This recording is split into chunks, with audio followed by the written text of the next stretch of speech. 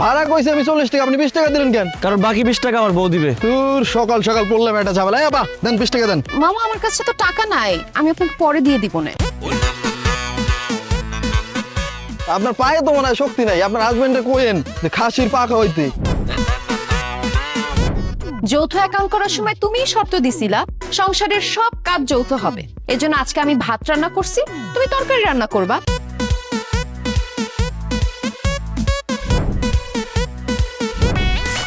তুমি এক কাজ করো, তুমি পুরুষ নির্যাতন আইনে মামলা করো। আমি তোমার জামা কাপড় দেবো কেন? বাসার সব কাজ এখন যৌথ হচ্ছে। আমি ঘর মুছতেছি, এর জন্য তুমি জামা কাপড় ধুয়ে দিবা।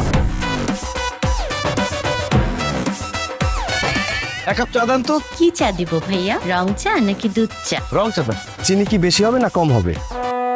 চায় কি আদা দিব নাকি লেবু দিব? আপনারা দুজনে মিলে প্রশ্ন করতেছেন কেন? আসলে ভাইয়া আমাদের এই দোকানটা আমরা যৌথভাবে চালাই তো, এই কারণে দোকানের সমস্ত কাজ আমরা যৌথভাবে করি। বাসায় যৌথ অ্যাকাউন্টের যন্ত্রণা, এই বাইরে আসলাম চা খাইতে, এইখানেও যৌথ দোকানদারি। ধর সাদা চাই খাবো না।